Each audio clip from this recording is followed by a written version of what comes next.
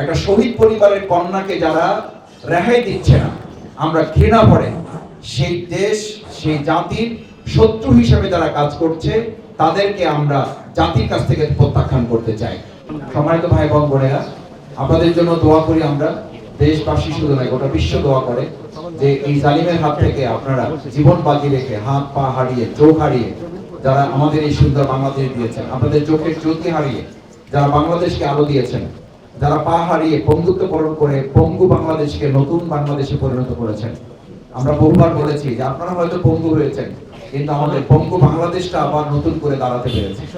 আপনার পা হারিয়েছেন, কিন্তু আপনার এই এক পায়ের উপরে আজকে গোটা বাংলাদেশের জাতি আবার নতুন করে মাথা উঁচু করে দাঁড়িয়েছে।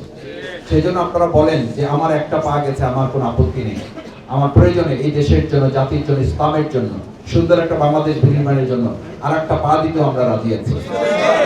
আপনাদেরই কথা, আপনাদেরই কথা। সেই কথার সূত্র ধরে আমি শুধু এতটুকু বলি যে আমাদের সেই 2024-এ জুলাই আগস্টের গণঅভ্যুত্থানে যে নতুন বাংলাদেশ আপনারা উপহার দিয়েছেন, নতুন করে আর কোন ষড়যন্ত্র করে এই বাংলাদেশকে আমরা পিছিয়ে নিতে দেব না।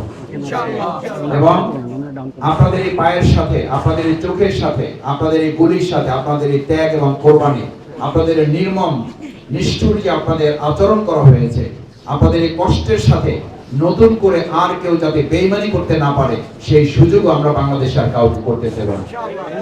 আমরা অত্যন্ত দুঃখের সাথে এবং বিস্ময়ের সাথে লক্ষ্য করছি যে গতকালকে আপনারা হয়তো দেখেছেন ইতিমধ্যে পত্রিকাগুলো এবং মিডিয়াগুলোতে এসেছে, আমাদের 2024-এর জুলাই আগস্টের গণঅভ্যুত্থানে একজন শহীদের মেয়ে তার বাবার কবর জিয়ারত করার জন্য, তার পরিবারের কবর জিয়ারত করার জন্য সে গতকালকে পটুয়াখালী ডুমকিতে গিয়েছিল।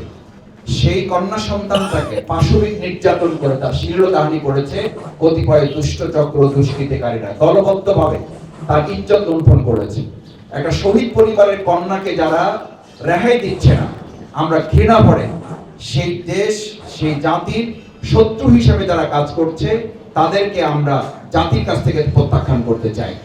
এবং আমরা আজকের প্রোগ্রাম থেকে আমাদের সেই শহীদ পরিবারের কন্যা সন্তানকে যারা ইজ্জতহানি করেছে, একজনকে আমরা ইতিমধ্যে শুনেছি গ্রেফতার করা হয়েছে। আমরা আশা করছি মূল ভিকটিম যে তাকে ভর্তি করা হয়েছে এবং এই ক্ষেত্রে যে অভিযুক্ত ব্যক্তি, আমরা কোনো দলের পরিচয় জানতে চাই না, বিভিন্ন পত্রিকায় দলের পরিচয় এসেছে, তিনি সাবেক বিএনপির একটা ওয়ার্ডের সভাপতি হিসাবে আমরা পত্রিকায় জেনেছি, মিডিয়াতে এসেছে। আমরা জানি যে দল এবং মতে উঠতে উঠে বর্তমান অন্তর্বর্তীকালীন সরকার এই আহত নির্যাতিত পরিবারগুলোর সাথে আবার কেউ নির্যাতন করবে। এটা অত্যন্ত ভয়াবহ ব্যাপার, ন্যাক্কারজনক ব্যাপার যে একটা শহীদ পরিবারের একটা কন্যাকেও আজকে আমরা রেহাই দিতে পারছি না, তার ইজ্জতকে আমরা রক্ষা করতে পারছি না। আমরা আশা করি আজকে এখানে যারা এসেছেন আপনাদের প্রতি আমাদের এটা কোনো অনুগ্রহ নয়, এটা কোনো দয়া নয়, বরং এটা আমাদের দেশ এবং জাতির দায়িত্ব যে আপনাদেরকে সুস্থ করে গড়ে তোলা।